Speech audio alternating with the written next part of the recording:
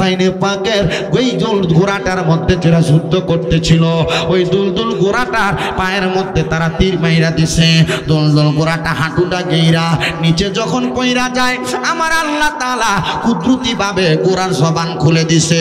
ঘোড়া ডাক দিয়া কয় হুসাইন মাফ করবা গো নবীর বংশ, আমি আমার পিঠে আপনারে ধরে রাখতে পারি নাই। ওই দুষ্ট ইয়াজিদের দলেরা বেঈমানের দলেরা আমি ঘোড়ার পায়ের মধ্যে তীর মাইরা দেওয়ার কারণে আপনি হুসাইনকে আমার পিঠে রাখতে পারি নাই। হুসাইন আল্লাহর দরবারে আমার ব্যাপারে নালিশ কইরেন না। আমি আপনার শাহাদাতের খবরটা আপনার পরিবার যারা তাঁবুতে বসে রইছে আমি তাদের কাছে পৌঁছাইয়া আমার বাকি দায়িত্ব আদায় কইরা দিব। ইমাম হোসেন ডাক দিয়া কই এই এদিত বাহিনী আমার গোড়ার তো কোনো দোষ ছিল না, তোরা কেন রে আমার গোড়ার পিঠের মধ্যে গোড়ার পায়ের মধ্যে তীর লাগাইয়া দিলি রে? বলে গোড়ার পিঠে তীর লাগাইয়া তুমি হোসেনকে শাহাদাত করার জন্য চেষ্টা চালাইছি। হুসাইনে পাকের চারদিক দিয়া তারা তীর মারতে মারতে ওনার গলবুক মোবারকের মধ্যে এতগুলা তীর মারছে ইমাম হোসেন সহ্য করতে পারতেছে না। হুসাইনে পাক ডাক দিয়া কয় আমার তীর মাইরা তারা আমার বুকের মধ্যে বৈশা গেছে। আল্লাহর হাবিব মুহাম্মদুর রাসূলুল্লাহ সাল্লাল্লাহু আলাইহি ওয়াসাল্লাম নবীর এই পরিবার নবীর বংশধরকে বড় ভালোবাসতেন। কিন্তু দুনিয়ার জমিনের মধ্যে আমরা যদি ইয়া হুসাইন শাহ হুসাইন বলে বলে নবীর নাতিদেরকে স্মরণ করি, আমাদেরকে বন্ড বলে বেদাতি বলে, কিন্তু আমরা আল্লাহ তাআলার কাছে একটা ফরিয়াদ জানাই গো আল্লাহ, মানুষ আমাদেরকে বন্ড বেদাতি খারাপ বলুক না কেন, আমরা বিশ্বাস করি আল হাসানু ওয়াল হুসাইনু সাইয়্যিদা শাবাবি আহলিল জান্নাহ। ইমাম হাসান হুসাইন হলো জান্নাতের যুবকদের সর্দার। আজকে অরণ্যপুরের খিলের বাড়ির মাহফিলে যে যুবকরা আপনারা বসেছেন, আপনারা চিন্তা করে দেখেন, আপনারা যদি মহান আহলে বায়াত পাক পাঞ্জাতন ইমাম হাসান ইমাম হুসাইন রাদিয়াল্লাহু তাআলা আনহুকে বেশি বেশি করে স্মরণ করেন, যখন আপনি ইন্তেকাল করবেন জানেননি আপনার ইন্তেকালের পরে নবীর নাতি ইমাম হুসাইন রাদিয়াল্লাহু তাআলা আনহু উনি জান্নাতে আপনি যুবকের সর্দার হয়া আপনার সুপারিশ করে করে জান্নাতে নিয়ে যাবে। বলেন সুবহানাল্লাহ। ইয়া ইমামে হুসাইনে পাক রাদিয়াল্লাহু তাআলা কোন সুপারিশ করবেন? বলে আমার নাম মুহাম্মদুর রাসূলুল্লাহ। আমি ইমাম হুসাইনের জন্মের পর থেকে সর্বসময় আমরা লক্ষ্য করে দেখেছি আমার নানা সেজদার মধ্যে গিয়ে উম্মতি উম্মতি বলে কান্না করে। ওই নবীর পাগল আমরা, ওই নবীর আশিক হইয়া আজকে অরণ্যপুরে জান্নাতের বাগানে আমরা বসলাম।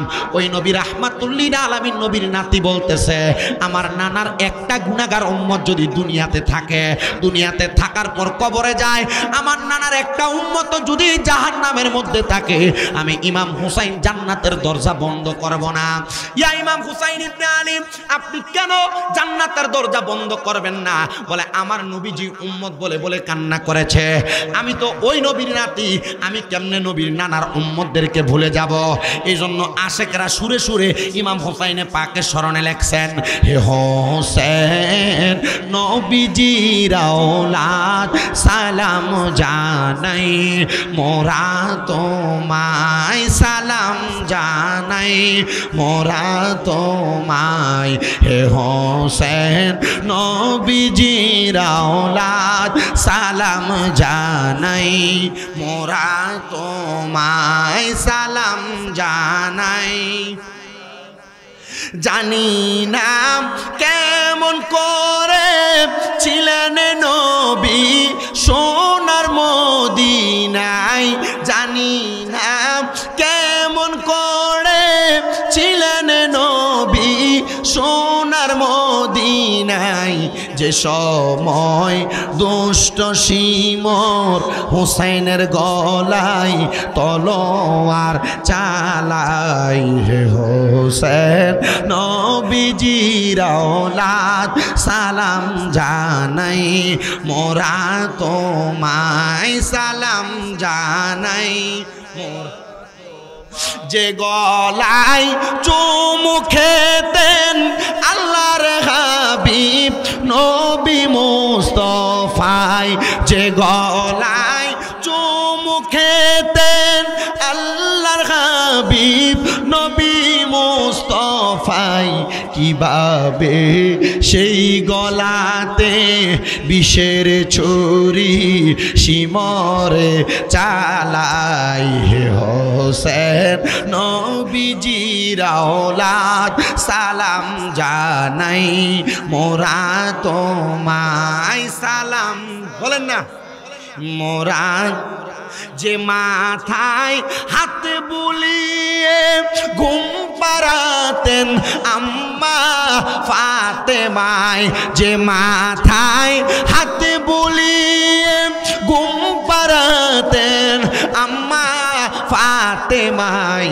কিভাবে সেই মাথাকে নীল তারা তীরেরও আগাই হে হোসেন নবীজির আওলাদ সালাম জানাই মোরা তোমায় আল্লাহুম্মা सैयदना मौलाना मुहम्मद वाला अली सैयदना নবীজি আপনার ভালোবাসায় জীবনের গুনাহ জড়ে যায় নবীজি আপনার ভালোবাসায় ওয়াইসাল করনি জুব্বা পায় আল্লাহুম্মা সাল্লি সাইয়্যিদিনা মাওলানা ওয়ালা আলি সাইয়্যিদ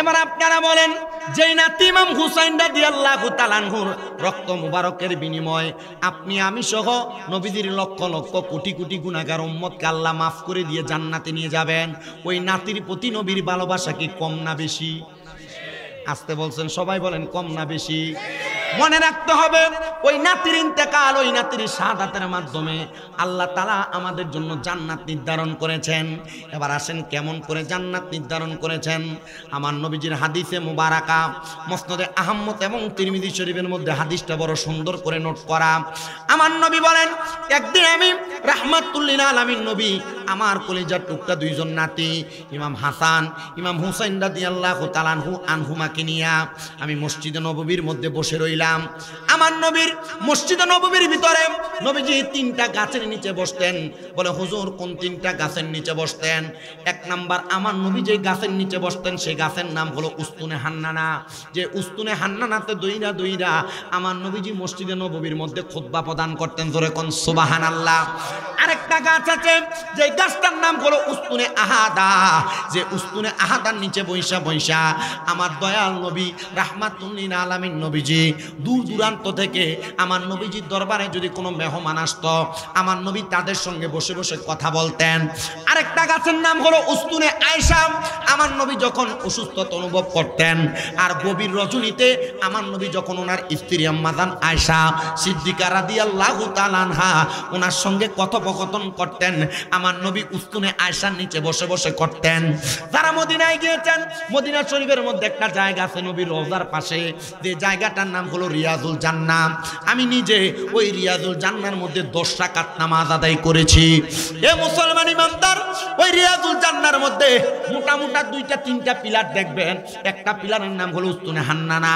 একটা পিলারের নাম হলো উস্তুনে আহাদা একটা পিলারের নাম হলো উস্তুনে আয়েশা এই তিনটা পিলার আমার নবী যেগুলার নিচে বসে বসে কথা বলতেন আমার নবী বলেন একদিন আমি আমার ইমাম হাসান এবং হুসাইনকে নিয়ে আমি উস্তুনে আয়েশার নিচে বসলাম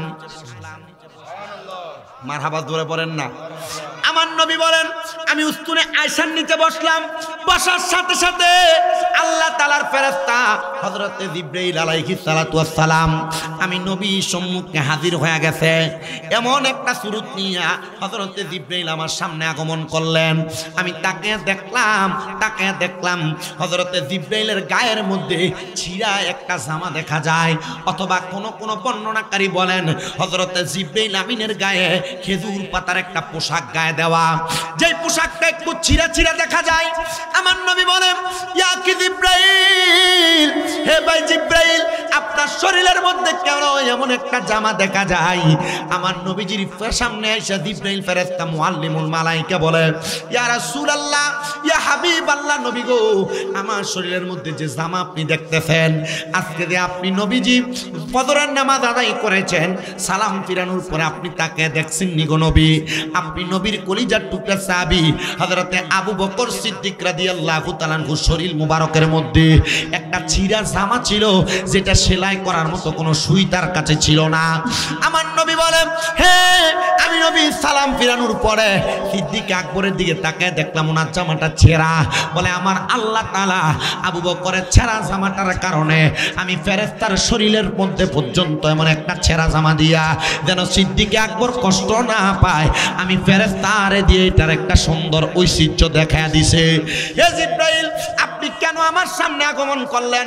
জিব্রাইল ফেরেশতা ডাক দিয়ে বলেন, হে দুনিয়ার মানুষ শুনে রাখো, আমি আগমন করার কারণ একটা না দুইটা না, আমি আগমন করার কারণ অনেকগুলা।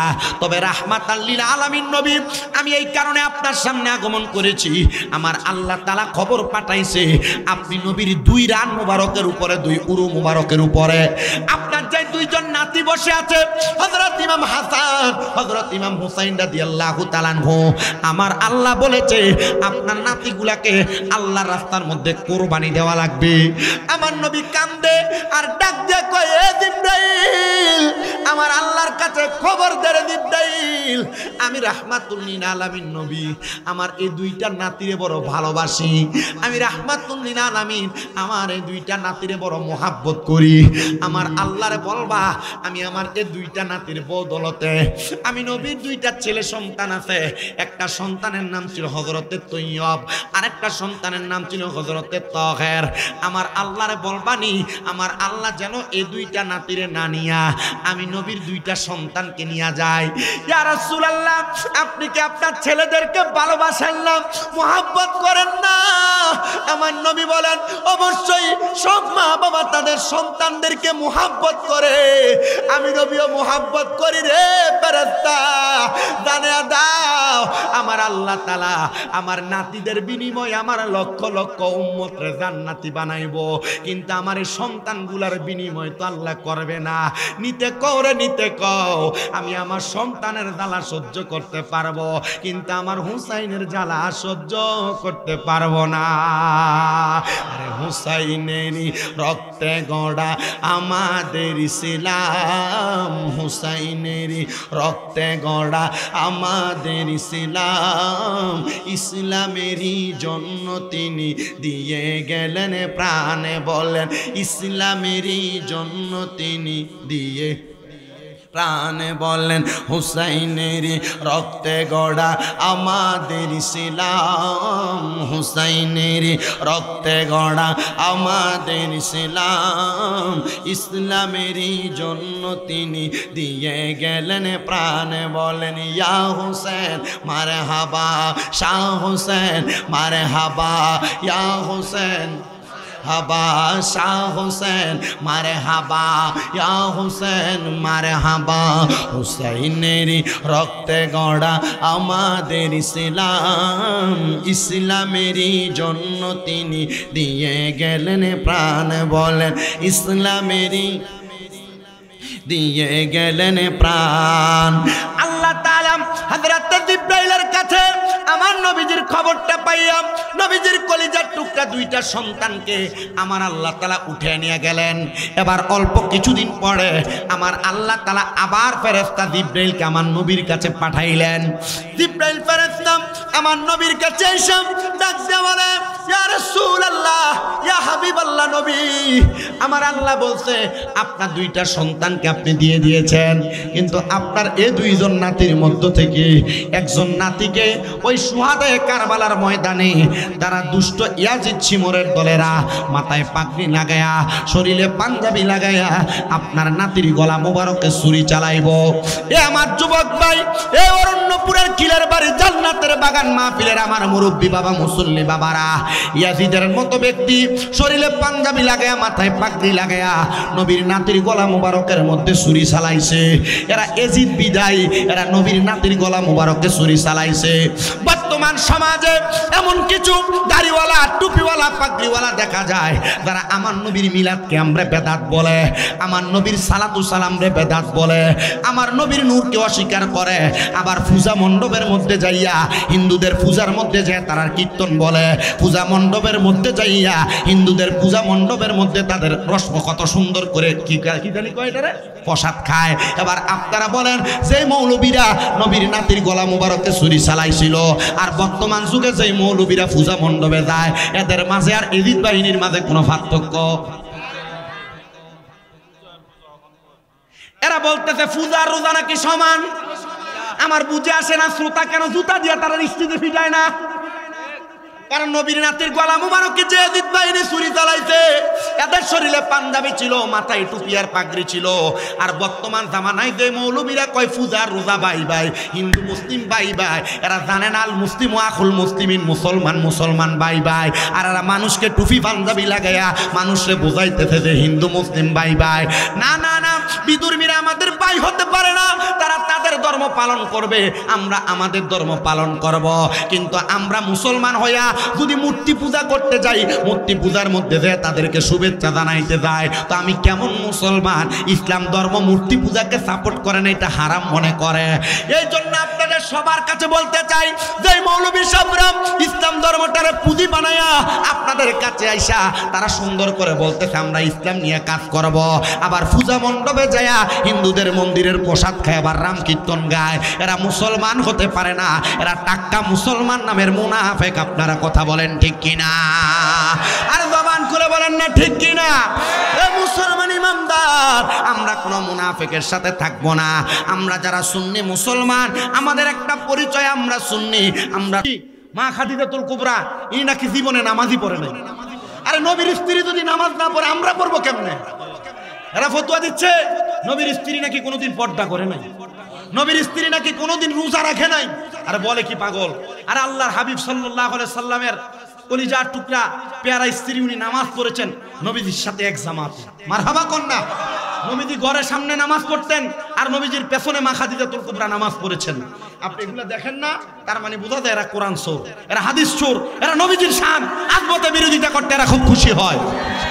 মনে রাখতে হবে আল্লাহর কোরআন, রসুল পাকের হাদিস আমাদেরকে শ্রেষ্ঠ ধর্ম ইসলামটাকে এমন ভাবে প্রেজেন্টেশন করেছে যে ইসলামের মধ্যে কোনো ত্রুটি নাই, যে ইসলামের মধ্যে কোনো খুঁত নাই। ওই ত্রুটি আর খুঁত ছাড়া ইসলামের মধ্যে যারা খুঁত ঢুকাইতে চায় এরা মানুষ না, এরা মুনাফিক, এরা মুসলমান না, এরা মুনাফিক। মনে রাখতে হবে এরা এরা ওয়াজের স্টেজে এসে কত সুন্দর ফতোয়া দেয়। 1900 কত সাল জানি 89 কত সুন্দর মিথ্যা কথা কই স্টেজের ভিতরে বইয়া বইয়া। এর একটু লজ্জা লাগে না, শরম লাগে না? আল্লাহ তাআলা এমন লজ্জা শরম আর হায়া আমাদের ভিতরে বেশি বেশি দান করে। হায়া লজ্জা যার নাই তার ঈমান নাই। ঈমান লজ্জা ঈমানের অঙ্গ, যার লজ্জা নাই তার কি নাই? জোরত কয় না, যার লজ্জা নাই তার ঈমান নাই। আল হায়াউ শুবাতুম মিনাল ঈমান, লজ্জা ঈমানের অঙ্গ। তো লজ্জাই নাই যার, ঈমানও নাই তার, যার ঈমান নাই তার সাথে আমরা চলা ফেরা উড়া বসা কোনো কিছু হইতে পারে? আল্লামা রিজভী শাহ হুজুর কেবলা কইছিল লা তুসাল্লি লা তুয়াক্কি লা তুনিকাহি, এটির পিছনে নামাজ পড়া যাবে না, এটির কাছে মাইয়া বিয়া দেওয়া যাবে না। তা আপনি যে সুন্দর বইয়া বইয়া চা খান, এক কাপ চায়ের কাছে বিক্রি হয়ে যান আপনি। আল্লাহ আমাদেরকে বুঝার তৌফিক দান করুন। এত আস্তে আমিন কোন আর জোরে কোন আমিন। সবাই দুরূদ শরীফ পড়েন। আল্লাহুম্মা সাল্লি দেনা মুহাম্মাদ নবী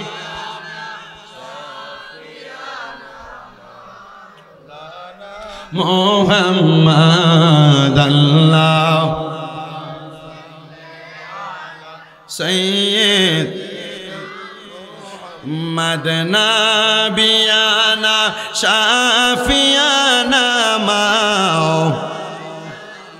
আমরা সবাই হাজির হইলাম দয়াল নবীর মাহফিলে। হায়রে দয়া করে কবুল করেন নূরে নবীজি আমরা রে। আল্লাহুম্মা সাল্লি মাদনাবি আশাফি মাও। আমার মুসলমান ইমানদাররা, আল্লাহর হাবিব সাল্লাল্লাহু আলাইহি ওয়াসাল্লামের কাছে যখন আমার আল্লাহ তাআলা খবর পাঠাইলেন আপনার নাতির গলা মুবারকের মধ্যে ছুরি চালানো হবে, ইয়া রাসূলুল্লাহ আপনি অনুমতি দেন, আপনি কি বলেন?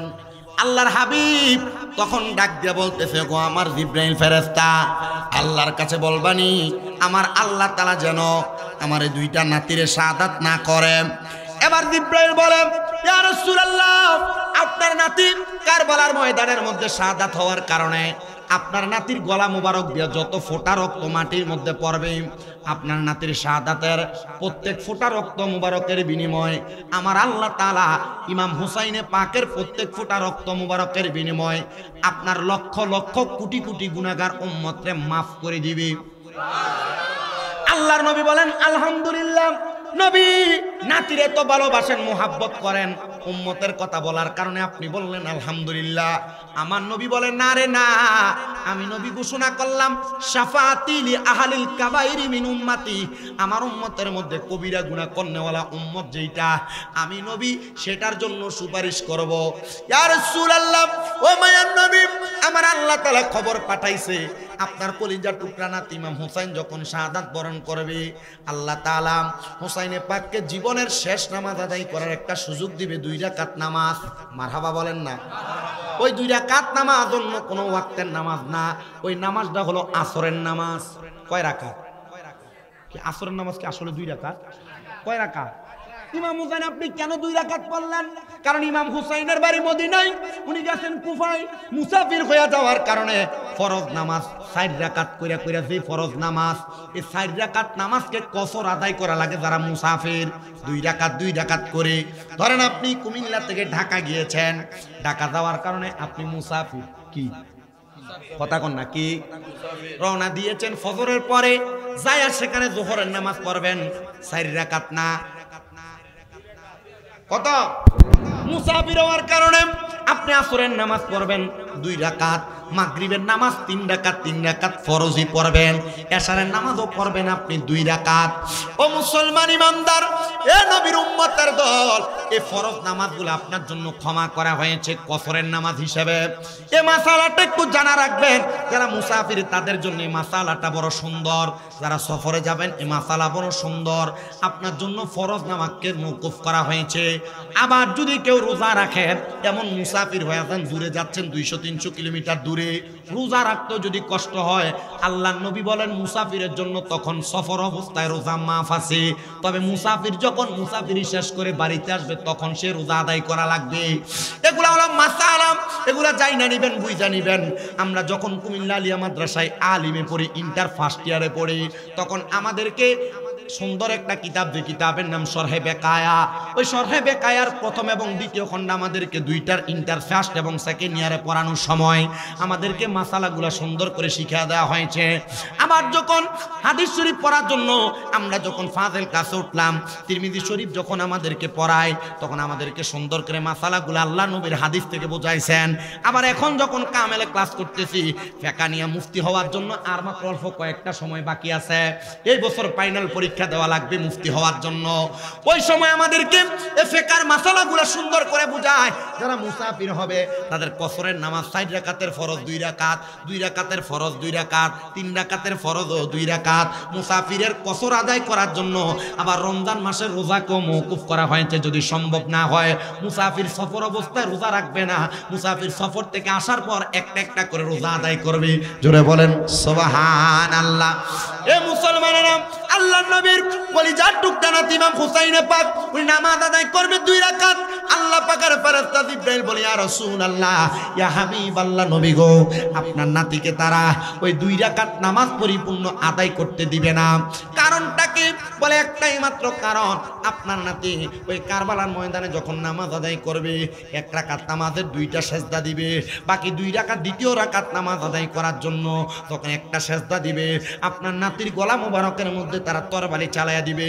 এমন টাইমে আমার নবীর কন্যা হযরতে খাতুনে জান্নাত জান্নাত ফাতেমাতুজ জহরা আমার নবীর সামনে হাজির। আয়েশা ডাক দিয়া কি ইয়া রাসূলুল্লাহ, নবী গো আপনি যদি আমার আল্লাহ তাআলার কাছে ফরিয়াদ করেন, ইমাম হুসাইনের জীবনের শেষ নামাজ, উনি কি এই নামাজটা শেষ করতে পারবে না?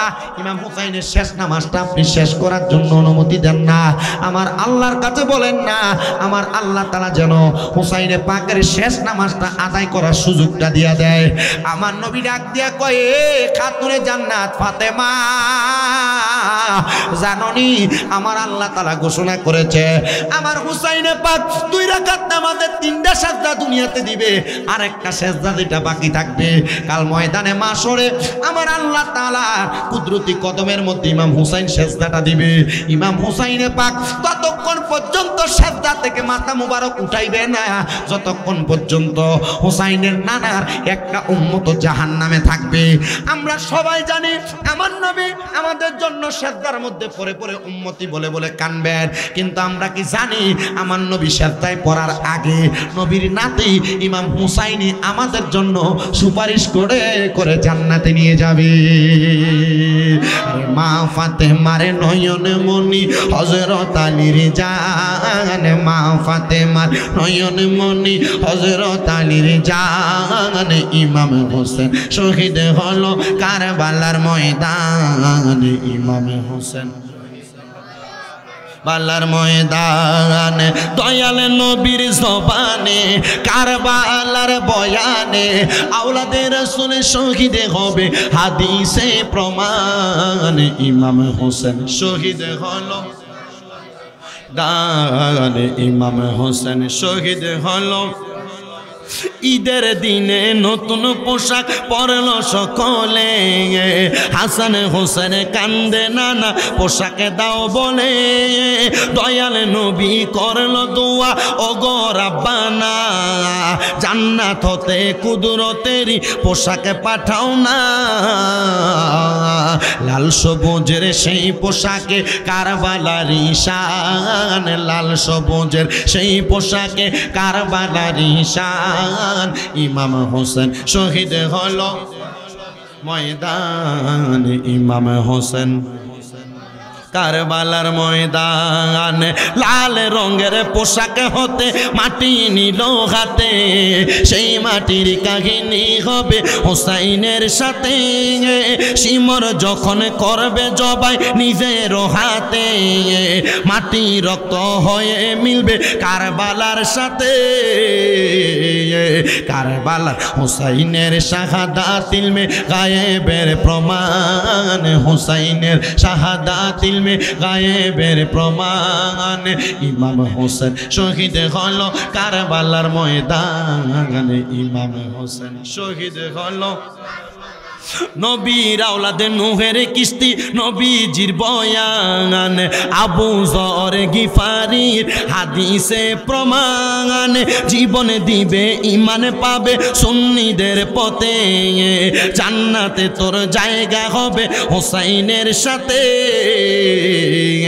সুন্নি জনতা গ্রহণ কর নবীজির আহ্বান, সুন্নি জনতা গ্রহণ কর নবীজির আহ্বান, ইমাম হোসেন শহীদ হলো কারবালার ময়দানে, ইমাম হোসেন শহীদ হলো কারবালার ময়দান, বলেন মা ফাতেমার নয়ন মনি হযরত আলীর জান, বলেন মা ফাতেমার নয়ন মনি জান, ইমাম হোসেন শহীদ হলো কারবালার ময়দানে, ইমাম হোসেন শহীদ হলো।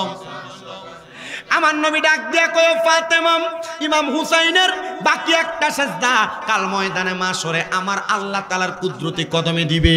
খাতুনে জান্নাত কবুল করলেন, আমার নবী দুনিয়া থেকে বিদায় হয়ে গেলেন। নবী বিদায় হওয়ার পরে আমার নবীজির কন্যা খাতুনে জান্নাতও বিদায় হয়ে গেলেন। নবীজির কন্যার স্বামী হযরতে মাওলা আলী বিদায় হয়ে গেল। বিদায় হওয়ার পরবর্তী পরে আমার নবীজির নাতিদেরকে একটা একটা করে ওই ইয়াজিদের দলেরা 1250 চিঠি দিয়া পাঠাইছে। মনে রাখবেন, যারা মুনাফেক, যারা বেঈমান, যারা মুনাফেক, যারা বেঈমান মানুষের সাথে গাদ্দারি করে, এদের মুখের ভাষা বড় সুন্দর। মিডা মিডা কথা বইলা আপনার সঙ্গে মুনাফিকি করবে, মিডা মিডা কথা বইলা আপনার সাথে বেঈমানি করবে। স্বাভাবিক বুঝেন। আপনার কাছ থেকে কেউ যখন 10 টাকা 20 টাকা 50 100 টাকা হাওলাত নিবে, ভাই সাহেব ইয়া খুব বিপদে পড়ে গেছি ভাই, ইয়া 100টা টাকা যদি দেন আজকে বাজার খরচাটা করতাম। পরের দিন তার কাছে 500 টাকার নোট, ও ভাই আমার কাছ থেকে তো 100টা টাকা নিয়েছিলেন, একটু আল্লাহর রাস্তায় তাড়াতাড়ি দিলে ভালো হয়। এই মিয়া নিচে একদিনও হয় নাই, আপনার টাকা লয়ে কি ভাইগা যাই, আপনার টাকা লয়ে কি পলায়া যাব? আমি তো এই এলাকারই মানুষ, দিবই তো একটু দেরি করেন না। দোকান বাকি নিয়ে গেছে 500 টাকা। ভাই ওই যে দোকান বাকিটা নিয়েছিলেন গত সপ্তাহ, আরে কি আপনার টাকা নিয়ে ভাইগা যাচ্ছি নাকি? এমন কথা বলে, মনে রাখতে হবে এরা ভালো মানুষ না, বড় মুনাফিক, বড় বেঈমান, বড় খারাপ মানুষ। এজন্য এদের এমন মানুষ থেকে আপনি বড় সাবধান থাকবেন, যাদের সঙ্গে এমন ওয়াদার বরখেলাপ হয়, যাদের সঙ্গে কথার বরখেলাপ হয়, যারা কথায় কথায় মিথ্যা কথা বলে, গালিগালাজ করে, বাজে কথা বলে, মুনাফিকি করে, সুন্দর সুন্দর কথা বইলা মানুষকে তারা তাদের বেড়া জালে ফালাইয়া দেয়। এ মানুষগুলা ভালো মানুষ না, এ মানুষগুলা মুনাফিক। আর আল্লাহর কোরআন বলে ইন্নাল মুনাফিকিনা ফিদ্দারকিল আসফালি মিনান নার। আমার আল্লাহ তাআলা এই মুনাফিকদেরকে দুনিয়ার জমিন থেকে কবরে দেওয়ার পর, নবীর হাদিস বলতেছে, আল্লাহর কোরআন বলতেছে, জাহান্নামের আগুন জ্বালানোর জন্য যেই লাকড়ি লাগবো, আমার আল্লাহ তাআলা লাকড়ি ব্যবহার করবে না। এই মুনাফিকদেরকে জাহান্নামের লাকড়ি বানায় আল্লাহ জাহান্নাম জ্বালাইবো। জোরে জোরে পড়েন নাউজুবিল্লাহ। নবীর নাতির একটা চিঠি দেয় নাই, 1250 চিঠি দিছে।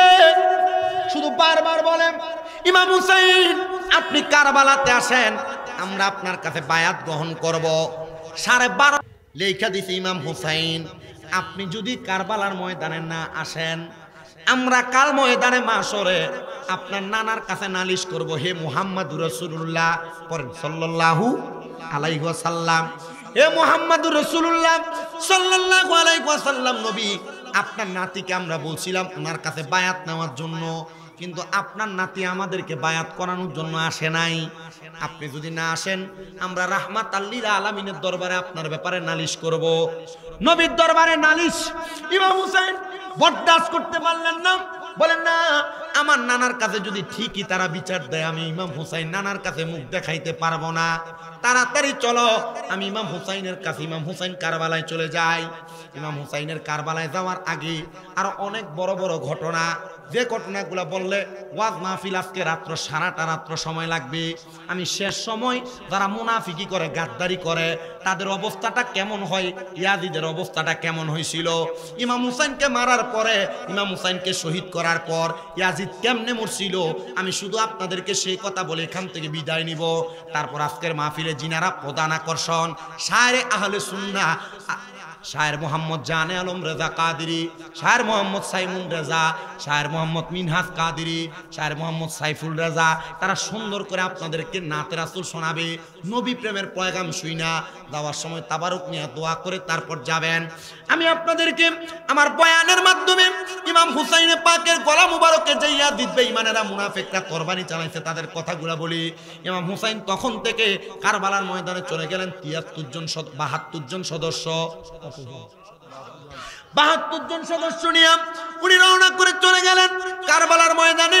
এক এক করে নবীর পরিবারকে এই ইয়াজিদের দলেরা তীর মেরা, বল্লম মেরা, গলার মধ্যে তরবারি চালায় শহীদ করে দিয়েছে। কিন্তু ইমাম হুসাইন যখন কারবালার ময়দানে যায়, ইমাম হুসাইনে পাক কারবালার ময়দানে যাওয়ার সাথে সাথে ওই কারবালার ময়দানে ইমাম হুসাইনকে মারার জন্য ইয়াজিদ বাহিনীরা দলে দলে সিরিয়াল করে করে সামনে দাঁড়ায় আছে। কিন্তু ইয়াজিদের দলের সামনে একটা ছোট বাচ্চা ছিল, যার বয়স ছিল 7 থেকে 8 বছর। এই 7-8 বছরের বাচ্চাটা, আবার তোমাকে ইশারা দিতে কথা বলি না, 7-8 বছরের বাচ্চাটা ইমাম হুসাইনকে মারার জন্য যে ইয়াজিদের দলেরা দাঁড়াইছে তাদের সামনে দাঁড়ায়া ডাক দিয়ে বলে, ইয়াজিদ বাহিনী হুসাইনে পাককে মারার আগে হুসাইনে পাকের সাথে আমার একটু মুশাহারা আছে, কথা আছে, আমার একটু সুযোগ দাও। উনি ইমাম হুসাইনে পাকের সামনে ডাক দিয়া কয়, হুসাইন ইয়াজিদের সাথে যুদ্ধ করার আগে তুমি আমারে কালেমা পড়াইয়া দাও। ইমাম হুসাইন বলে, তুমি না ইয়াজিদের দলের মানুষ, আমারে মারার জন্য আসছো, তুমি যে আমার কাছে কালিমা পড়তে বলো। বলে না না না, যেদিন থেকে শুনলাম তোমার নানা মুহাম্মাদুর রাসূলুল্লাহ, যিনি জান্নাতের মালিক, যিনি আল্লাহ তাআলার সৃষ্টি জগৎ সব কিছুর মালিক, আল্লাহ ওনাকে বানাইছে, আল্লাহ কয় আনা খালেক। আল্লাহ কি? খালেক, সৃষ্টিকর্তা। কিন্তু আমার নবীকে ইউতি বইলা আমার আল্লাহ তাআলা আমার নবীকে কাসেম বইলা বন্টনকারী। ও বাবা, আমি যদি বলি পানির বোতলের মালিক আমি, কিন্তু আমি পানির বোতলটা মাহফিলের সভাপতিকে দান করে দিলাম, এখন এটার মালিক কি আমি না সভাপতি? দেওয়ার ক্ষমতা আমার কাউরে আসেনি, দিব কি? আল্লাহ কয় আমি জান্নাতের মালিক, কিন্তু আমি এই জান্নাতটা আমার নবীরে দান করে দিছি। জান্নাত দিব কি? জান্নাত দিব কি? এজন্য আশিক বলছিল আমি চাই না বেহেশত, ভয় পাই না জাহান্নাম। আমি চাই না বেহেশত, ভয় পাই না জাহান্নাম। আমার কপালে লিখে দিও দয়াল নবীর নাম। সুবহানাল্লাহ জোরে বলেন না। আর যে জান্নাতের মালিক নবী, জান্নাত চেয়ে কি করবেন, জাহান্নাম চেয়ে কি করবেন? নবী চান কবরে যাওয়ার পর ওই নবী আপনাকে নিয়ে জান্নাতে যাবে। আপনারা বলেন ওই নবীর সাথে জান্নাতে আমরা সবাই থাকতে চাই কি চাই না? কারা কারা চাই? ডান হাত তুলে আল্লাহকে দেখায় দেন।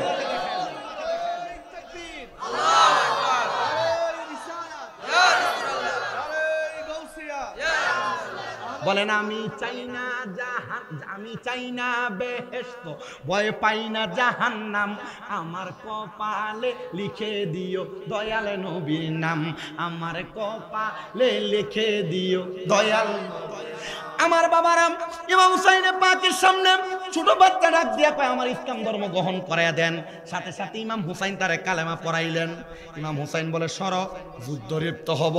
হুসাইনে পাককে 7-8 বছরের বাচ্চা ডাক দিয়া কয় এই ইমাম হুসাইন, আপনি যুদ্ধ করবেন না। বলে কেন রে?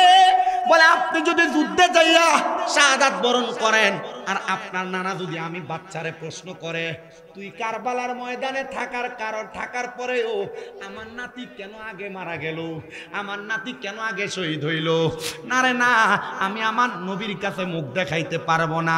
ছোট বাচ্চা বলে ওই ইমাম হুসাইন আপনার তরবারিটা আমারে দেন। তরবারিটা হাতের মধ্যে নিয়া ছোট বাচ্চাটা এক এক কইরা এই ছোট্ট বয়স 7-8 বছর 70টারে কতল কইরা দিছে। ওই বাচ্চার বাবা বলে আমার ছেলের শরীরে এই শক্তি কেমনে আসলো? আরে না, এটা গায়ের জোর না, গায়ের জোর না, এটা হইল ইমানের জোর। ইমানের জোর যদি থাকে মানুষ ছোট হইলেও 70 জনকে কতল করতে পারে। এটার প্রমাণ কারবালা। এবার আপনারা বলেন যদি সুন্নিদের মিলাদ কিয়ামের কেউ বিরোধিতা করে, সুন্নিদের নবী নূর এটার বিরোধিতা করে, সুন্নিদের নবী হাজির ও নাজির এটার কেউ বিরোধিতা করে, সুন্নিদের নবী গায়েবের খবর দেনেওয়ালা কেউ বিরোধিতা করে, কোন বাতিল ফেরকা যদি নবীর শানে বেয়াদবি করে, আমরা সবাই একসাথে হইয়া তাদেরকে প্রতিহত করার দরকার আছে না নাই? সুন্নিরা মারামারি করে না, কাটাকাটি করে না, সুন্নিরা কারোর সাথে কোনো দখলবাজি করে না। সুন্নিদের কাজ হলো ইমানের শক্তি আর ইমানের পাওয়ার দিয়া নবীর শানের প্রচার করা। কথা কোন না ঠিক কিনা? বন্ধুরে আমার ও অরণ্যপুরের ক্ষীরের বাণীর বাবারা, আমার দয়াল নবীর নাতি ইমাম হুসাইন তাকে দেখলেন ওই ছোট বাচ্চার বাবা পেছন দিয়া যে বাচ্চাটার গর্দানটা আলাদা করে দিছে। মানুষ কয় দেখছনি ওই বাবা কত পাষাণ, তার মনে কত মায়া নাই, তার মনে কোনো দয়া নাই, ছোট বাচ্চাটারে নিজের হাতে কতল করে ফেলছে। ইমাম হুসাইন কয় এই বাচ্চাটারে আমি তাকে দেখলাম, কারবালার ময়দানের জিদ বাহিনী তাকে দেখলো, জান্নাতের হুর ফেরেশতারা টান দিয়ে উপরের দিকে নিয়ে যায়। আমি প্রশ্ন করলাম কেন নিয়ে যাও? বলে বাচ্চাটার কোনো নাম রাখা হয় নাই, বাচ্চাটার গোসল হবে জান্নাতে। বলে বাচ্চা ইসলাম ধর্ম গ্রহণ করার পরে তার নামটা কি হয়েছে? বলে নামটা রাইখা দিছে হুরে জান্নাত। জোরে কন্যা সুবহানাল্লাহ। ও মুসলমান ইমামদার, ইমাম হুসাইন কারবালায় যুদ্ধ করে ইয়াজিদ বাগিনী কত তীর মারে, তীর ইমাম হুসাইনে পাকের গায়ে লাগে না। তীর যখন মারে হুসাইনে পাকের গায়ে লাগে না। হুসাইনে পাকের শরীর মুবারকের তীর লাগবো দূরের কথা গো, ওই তীরগুলা হুসাইনে পাকের সাইডে দিয়া দিয়া চইলা যায়। হুসাইনে পাকরে যখন তারা তীর মাইরা শাহাদাত বরণ করতে পারায় না। হুসাইনে পাকের ওই ঘোড়াটার মধ্যে যারা যুদ্ধ করতেছিল ওই দুলদুল ঘোড়াটার পায়ের মধ্যে তারা তীর মাইরা দিছে। দুলদুল ঘোড়াটা হাঁটুটা গেইরা নিচে যখন পইরা যায় আমার আল্লাহ তাআলা কুদরতি ভাবে ঘোড়ার জবান খুলে দিছে। ঘোড়া ডাক দিয়া কয় হুসাইন মাফ করবা গো নবীর বংশ, আমি আমার পিঠে আপনারে ধরে রাখতে পারি নাই। ওই দুষ্ট ইয়াজিদের দলেরা বেঈমানের দলেরা আমি ঘোড়ার পায়ের মধ্যে তীর মাইরা দেওয়ার কারণে আপনি হুসাইনকে আমার পিঠে রাখতে পারি নাই। হুসাইন আল্লাহর দরবারে আমার ব্যাপারে নালিশ কইরেন না। আমি আপনার শাহাদাতের খবরটা আপনার পরিবার যারা তাঁবুতে বৈশা রইছে আমি তাদের কাছে পৌঁছাইয়া আমার বাকি দায়িত্ব আদায় কইরা দিব। ইমাম হোসেন ডাক দিয়া কই এই ইয়াজিদ বাহিনী আমার গোরার তো কোনো দোষ ছিল না, তোরা কেন রে আমার গোরার পিঠের মধ্যে গোরার পায়ের মধ্যে তীর লাগাইয়া দিলি রে? বলে গোরার পিঠে তীর লাগাইয়া তুমি হোসেনকে শাহাদাত করার জন্য চেষ্টা চালাইছি। হুসাইনে পাকের চারদিক দিয়া তারা তীর মারতে মারতে ওনার গলবুক মোবারকের মধ্যে এতগুলা তীর মারছে ইমাম হোসেন সহ্য করতে পারতেছে না। হুসাইনে পাক ডাক দিয়া কয় আমার তীর মাইরা তারা আমার বুকের মধ্যে বৈশা গেছে, আমার গলা মোবারকে তরবারি দিয়ে আঘাত করে রে, আমার গলা মোবারক তারা কাটতে পারে না। আমি জিজ্ঞাসা করলাম হে ইয়াজিদের দলেরা আমার গলা মোবারক পুরা কেমনে কাটবি রে? যে ইবনে জিয়াদ আদেশ করছে গলা কাটতে ওই ইবনে জিয়াদ তো তোমার ময়দানে মাসরে তরাইতো না, আমার নানা তোমারে তরাইব।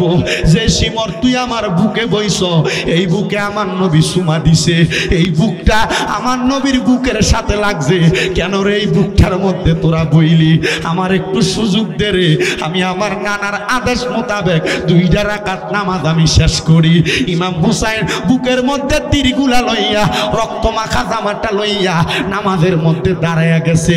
যখন নামাজে দাঁড়াইছে ইমাম হুসাইনে পাক 1 রাকাত নামাজ শেষ করছে, 2য় রাকাতের রুকু দিছে, একটা সেজদা দিছে, আর একটা সেজদা দিতে পারে নাই।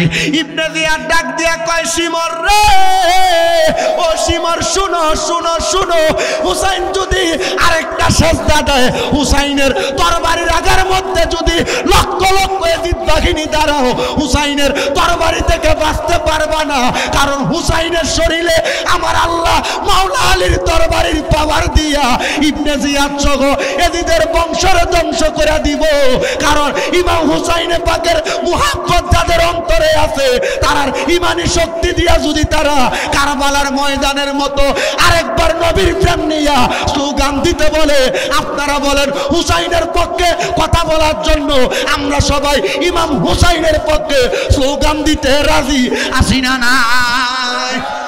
তাকবীর, আল্লাহু আকবার, নারে রিসালাত, ইয়া রাসূলুল্লাহ, নারে গাউসিয়া, ইয়া রাসূলুল্লাহ, আহলে সুন্নাত ওয়াল জামাত, জিন্দাবাদ জিন্দাবাদ, শুহাদায়ে কারবালা, হযরত মাওলানা কারি শামীম হোসেন রাজা কাদরি সাহেব। দেখো হুসাইনে পাক রাদিয়াল্লাহু তাআলা আনহু বলে আমার তারা নামাজ আদায় করতে না, তো হুসাইনে পাক 2য় সেজদা দিবে, হুসাইনে পাকের ঘাড় মুবারক বরাবর সিমর বৈশা গেছে, বৈশা ওনার গলা মুবারকের তরবারি চালাবে, তরবারি চালাবে সিমর স্তব, সিমর হুসাইনে পাকের গর্দান মুবারক করে তরবারি দিয়ে গড়া দেহ থেকে আলাদা করছে, তীরের আগা দিয়ে ইমাম হুসাইনে পাকের ঠোঁট মুবারক এইভাবে খুঁচাইছে। নাউজুবিল্লাহ কোন ইমাম হুসাইনে পাকের এই তীরের আগা দিয়ে যখন এগুলারে খুঁচায় দূর থেকে হযরত ইমাম জৈনুল আবিদিন রাদিয়াল্লাহু তাআলা আনহু উনি ডাক দিয়ে বলতেছে, এই সিমর এই ঠোঁট মুবারকে রাহমাতাল লিল আলামিন নবী চুমা দিছে, এই ঠোঁটে তুমি তীরের আঘাত লাগাও, তীর দিয়ে খোঁচা লাগাও, রহমতের নবীর দরবারে মুখ দেখাইতে পারবা না। এই সিমর এই কথা বলার সাথে সাথে এই তীরের মাথাটার ভিতরে ইমাম হুসাইনের গর্দান মুবারকটা এইভাবে ঝুলাইছে, ঝুলে ঝুলে ইবনে জিয়াদের দরবারে নিয়ে ইবনে জিয়াদ উপহার দিছে, নেন আপনার আশা পূরণ করছি, নবীর নাতির গলা ছুরি গলা মুবারক কাইটা আপনারে দিলাম। ও বাবা আচ্ছা, নবীর নাতির গলা মুবারকে যারা ছুরি চালাইছে এ চালানোর সময় এ সিমর ইবনে জিয়াদ বলতেছে তাড়াতাড়ি নবীর নাতির গলা ছুরি চালাও, আসরের নামাজ কাজা হইয়া যাবে। আচ্ছা কোন তো যেই নানার কারণে ইসলাম ধর্ম পাইলা, যেই নাতির নানার কারণে নামাজ পাইলা, যেই নাতির নানা আল্লাহর দরবারে মেরাজে না গেলে নামাজও পাইতা না, ওই নাতির গলায় ছুরি চালাইয়া নামাজ পড়লে কাম হইব? আল্লাহর দোহাই উত্তর দেন, কাম হইব? ছুরি চালাইয়া ইবনে জিয়াদ কত সুন্দর করে ইমাম হুসাইনের গর্দান মুবারক মাথায় হাতে তরবারিতে লইয়া লইয়া ঘুরছে, তীরের মাথায় লইয়া লইয়া ঘুরছে। আচ্ছা, এই লোকগুলাতে নবীর নাতিরে আঘাত দিল, এরা কেমনে মরল? মনটা আপনার জানতে ইচ্ছা করেন? এরা কেমনে গেল? ইবনে জিয়াদ এবং শিমর দুইটা লোক। ইবনে জিয়াদ ছিল একটা নারী লোভী ব্যক্তি। কি লোভী? নারী লোভী ব্যক্তি। ইবনে জিয়াদ ওই কুফা নগরীর একটা সুন্দরী মহিলার বড় ভালোবাসত। এই সুন্দরী মহিলা এই ইবনে জিয়াদকে কখনো ফাত্তা দেয়নি, কিন্তু যখন ওই মহিলা খবর পাইছে ইবনে জিয়াদ নবীর নাতির গলা মুবারকে ছুরি চালাইছে, ওই মহিলা যায়া ইবনে জিয়াদ রে কই, ইবনে জিয়াদ তুমি যে আমার মোহাব্বত করো, ভালোবাসো, আমি খবর পাইছি। ইবনে জিয়াদ আমার মনটা চায় তোমার সাথে একটা রাত্র কাটাই। ইবনে জিয়াদ খুশি হয়ে গেছে যে মহিলারে লক্ষ টাকা, কোটি দিরহাম, 100, 150, 500 উট দিয়া আমার ভালোবাসায় রাজি করাইতে পারি নাই, এ মহিলা আজকে রাজি হয়ে গেছে। আজকের মতো খুশি কোথাও হইতে পারে না। এ কুফা নগরীর মানুষ, তাড়াতাড়ি ইন্তজাম করো, তাড়াতাড়ি ঢোল বাদ্য বাজাও, আমি আনন্দ করব, তোমরা আনন্দ করবা। তাদেরকে আনন্দে লাগাইয়া ওই সুন্দরী মহিলারে নিয়ে ইবনে জিয়াদ একবারে মরুভূমির মাঝখানে চলে গেছে। মনে করছে কেউ জানবে না। ওই মহিলা বলে, আমি ওই মরুভূমির মাঝখানে যাইয়া ওই ইবনে জিয়াদের মদ পান করাইছি, মদ পান করাইয়া ইবনে জিয়াদরে এমন মাতাল বানাইছি, বানায়া ওই ইবনে জিয়াদ মাতাল হইয়া, আমি তার মাতাল অবস্থায় তার হাতগুলা পেছন দিয়া বাইন্দা, পাগুলা বাইন্দা আমি তারে ওই জায়গায় ফালাইয়া রাখছি। ওই জায়গায় শীতে ঠান্ডায় কাতর হইতে হইতে মরুভূমির মাঝখানে ওই ইবনে জিয়াদের মাথা পাগলের মতো হয়ে গেছে। আমি কারবালার ময়দানের ওই মরুভূমির মধ্যে ইবনে জিয়াদের গর্দানটা আলাদা করে ফেলছি একটা কোপ দিয়া, আর ওই কোপ দিয়া তার গর্দানটা আলাদা করার পরে তার অনুসারীরা, ইবনে জিয়াদ এজিদের অনুসারীরা তার গর্দানটা নিয়া, মানুষ যেন তার গর্দানটা দেখতে পারে, তার গর্দানটারে নিয়া ইবনে জিয়াদের রাজপ্রাসাদের উপরে সুন্দর করে সাজায় রাখছে। তার দেহটারে তারা ফিরে পায় নাই। কারণ কি, কোন কারণে ফিরে পায় নাই? কারণ এক রাত্রের ভিতরে ওই ইবনে জিয়াদের দেহটা, এজিদের দেহটা কুকুরে, সিগালে, বড় বড় পশু পাখি আইসা ওই মরুভূমির মধ্যে কামড়ে কামড়ে খাইছে। নবীর নাতিরে আঘাত দিছে, আর তার দেহটা আস্ত থাকবে এটা হইতে পারে না। আল্লাহর খেলা বড় চমৎকার খেলা রে। নবীর নাতিরে যে এজিদ বাহিনী কষ্ট দিছে, ওই এজিদ বাহিনীর প্রধান ইবনে জিয়াদ রে মরুভূমির মধ্যে নেশাগ্রস্ত অবস্থায় একটা মহিলা দিয়া কতল করাইছে, আর তার শরীরটারে এমন ভাবে কুকুর সিগালে কামড়ে কামড়ে খাইছে।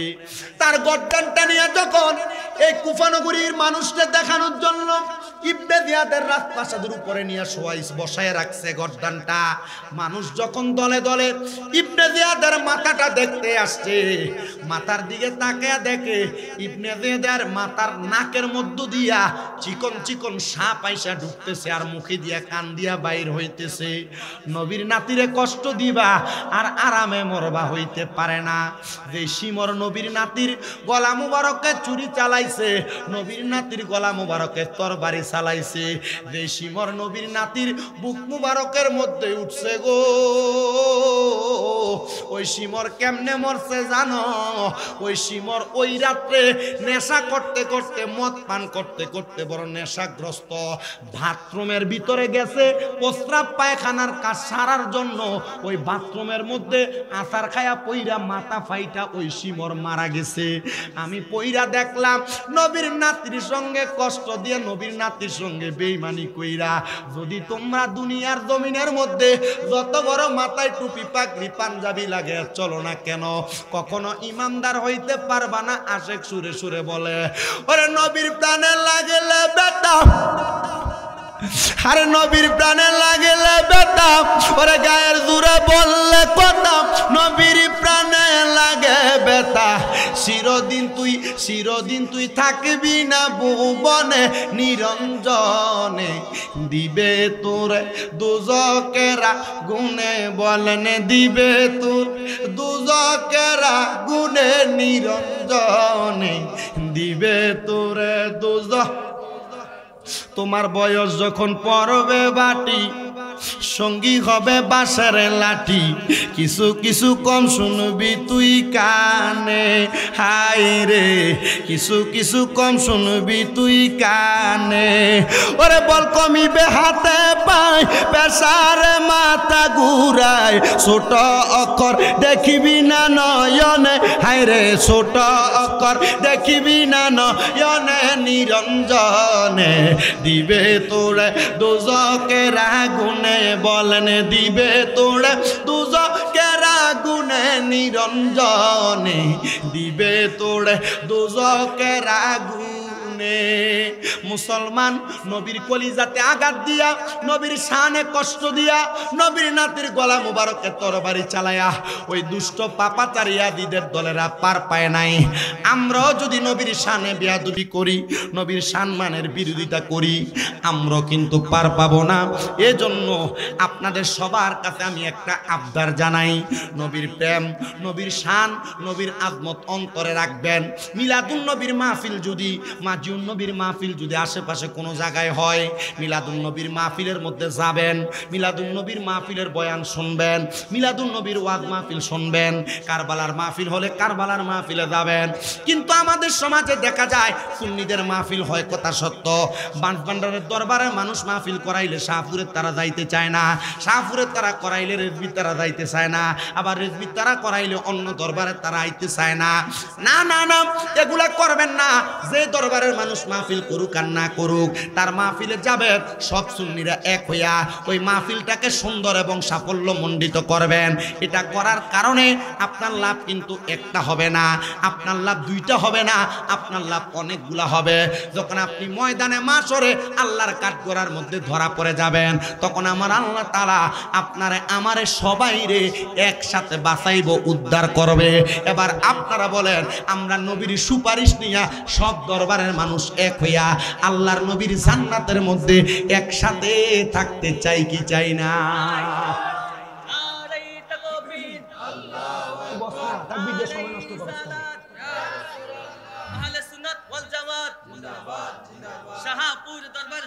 জিন্দাবাদ আলহামদুলিল্লাহ পরে তাহলে আমাদের কাজ দরবারে দরবারে ভাগাভাগি করা দরবারে দরবারে ভাগাভাগি করবেন ভাগাভাগি করেন না যেই দরবারের মানুষই মাহফিল করাক একসাথে হয়ে মাহফিলে যাবেন যাবেন না যাবেন না একসাথে যাবেন এ মাহফিল সুন্দর করবেন কিন্তু যারা এই দরবারের মাহফিলগুলোর বিরোধী এদের থেকে দূরে থাকবেন আপনার ভাই আপনার বাপ আপনার কাছের মানুষ বন্ধু এদের সাথে চলা যাবে চলেন না বলে কারণ কি আপনি আমার হিংসা শিখাইতেছেন না হিংসা শিখাচ্ছি না আমি আপনারা এটা বলতে চাচ্ছি যে আল্লাহর ওলিদের যারা বিরোধিতা করে আল্লাহর ওলির মাজারে যারা বিরোধিতা করে এরা কখনো পাক্কা মুসলমান না কথা বলে না কেন এরা কি মুসলমান না এরা মুসলমান কিভাবে হয় আপনি দেখেন বাংলার জমিনে ইসলাম আনছে কে হযরত শাহজালাল ইয়ামানি বাংলাতে ইসলাম আনছে কে শাহপরান ইয়ামানি তো ইসলাম পাইলাম তো আউলিয়া কেরামের ওসিলায় ওই আউলিয়া কেরামের মাজারের বিরোধিতা আমরা কেন করব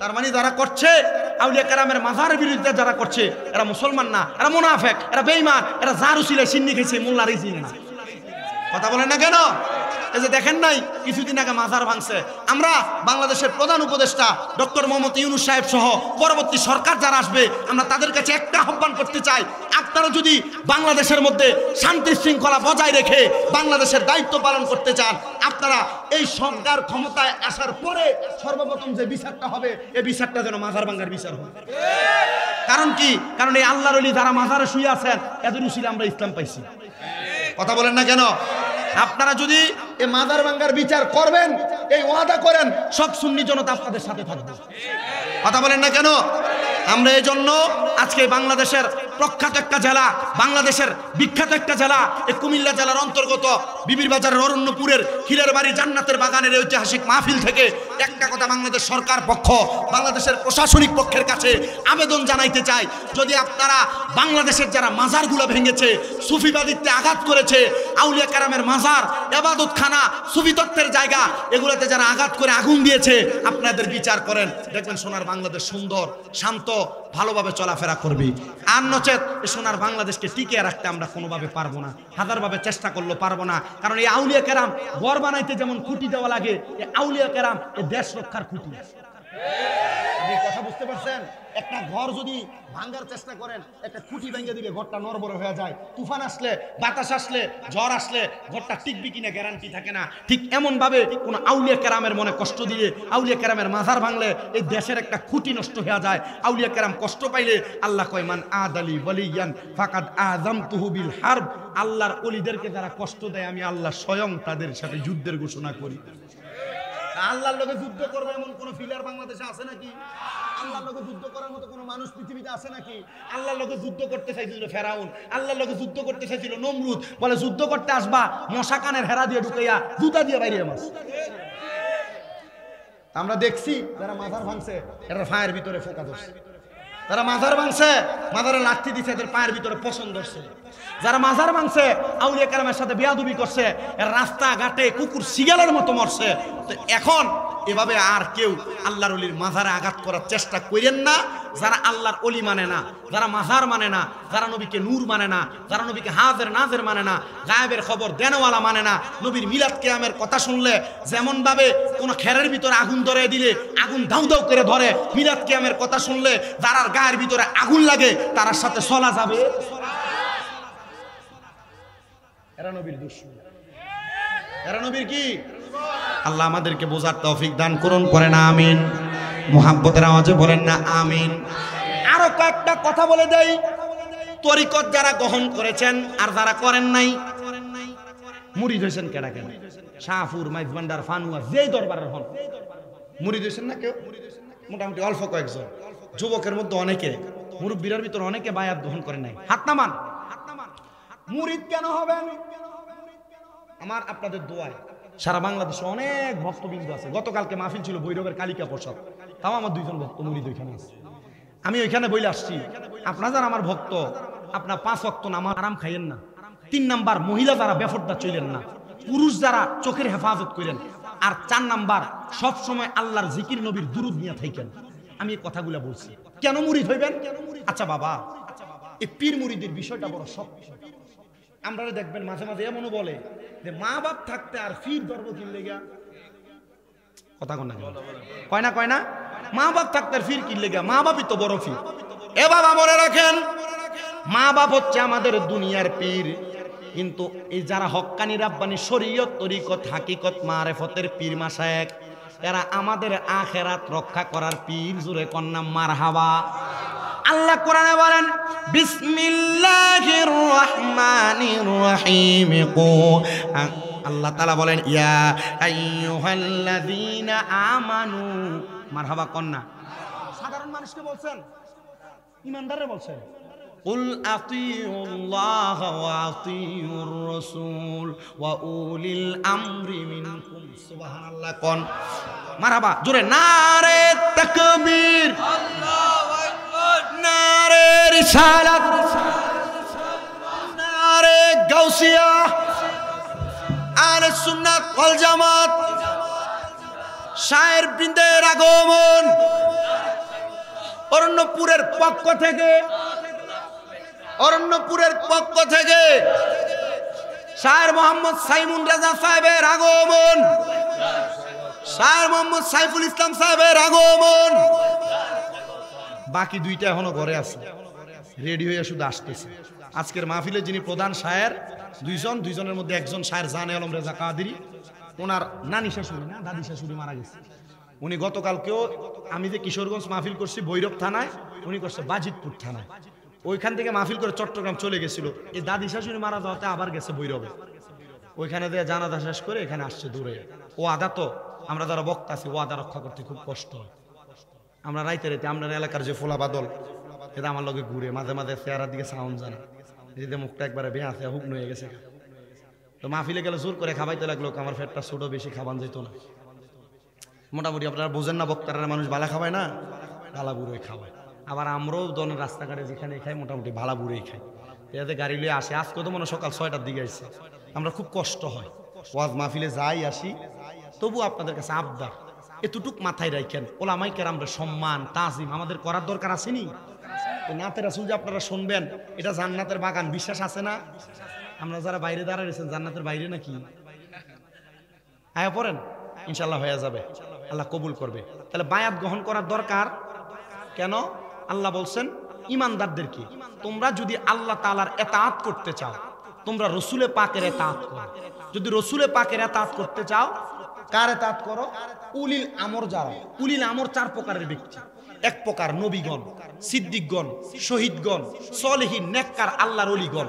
আল্লাহর ওলিদের সোহবতে থাকলে, আল্লামা রুমি ওনার মুস্তফি রুমির মধ্যে বলেন, সোহবতে সালে তোরা সালে কোনা। যদি ভালো মানুষের সোহবতে থাকো, ভালো হইতে পারবা। এজন্য আপনাদের সবার কাছে আবদার, আপনারা যেই কোনো একজন হক্কানি পীরের হাত ধইরা বায়াত গ্রহণ করেন, দেখবেন আপনার জীবন পাল্টে গেছে। কারণ যারা মুরিদ হয় না আর যারা মুরিদ হয়, মুরিদ হওয়ার আগের জীবনের চাইতে মুরিদ হওয়ার পরের জীবনের দাম বাইরা যায়। সুবহানাল্লাহ। এজন্য আপনাদের সবার কাছে আবদার, মুরিদ হইবেন। বলে হুজুর হক্কানি পীর তো টয়া পাই না, বহুত পীর দেখা যায় এরা মুরিদের পকেটের দিকে ছায়া থাকে। হুজুর হক্কানি পীর কোনটা? ইবনে মাজাহ শরীফের 303 নম্বর পৃষ্ঠার হাদিস, আল্লাহর নবী বলেন হক্কানি পীর হইল ইদা রুউ যুকিরাল্লাহু আযজা ওয়া জাল্লা, যারা চেহারার দিকে তাকাইলে আল্লাহর কথা মনে হয়, এরা হক্কানি পীর। পীরের দিকে চাইবেন, এরা চেহারার দিকে চাইলে যদি আপনার মনে হয় হ্যাঁ এ পীরটার দিকে চাইলে আল্লাহর কথা মনে হয়, এটা আমার হক্কানি পীর। আল্লাহ আমাদের সবাইকে নবী প্রেম, নবীর পরিবারের প্রেম, আহলে বাইতে রাসূলের প্রেম, পাক পাঞ্জাতনের প্রেম অন্তরে নিয়া দুনিয়া এবং আখিরাত সুন্দর করার তৌফিক দিক। আমিন। না আসতে কইছেন, আরো জোরে কোন আমিন। এবং হক্কানি রাব্বানি পীর মাশায়েখদের অনুসরণ অনুকরণের মাধ্যমে আল্লাহ তাআলা আমাদেরকে দুনিয়াতে তারাক্কি, আখিরাতের তারাক্কি নসিব করেন। আরো জোরে পড়েন আমিন। আমি আপনাদের থেকে আমাদের শায়ের আহলে সুন্নাহগণের কাছে আমাদের মাইক সফর্দ করে বিদায় নিচ্ছি। ধৈর্যের সাথে আপনাদের এই শায়েরদের নাতে মুস্তাফা শ্রবণ করবেন। আরেকজন শায়ের আমাদের উপস্থিত হয়ে গেছে, উনিও আমাদের কাছে সুন্দর মানকাবাত শানে মুর্শিদিগুলো শোনাবেন। তাকবীর দিয়ে একটু বরণ করেন। নারে তাকবীর, আল্লাহু আকবার, নারে রিসালাত।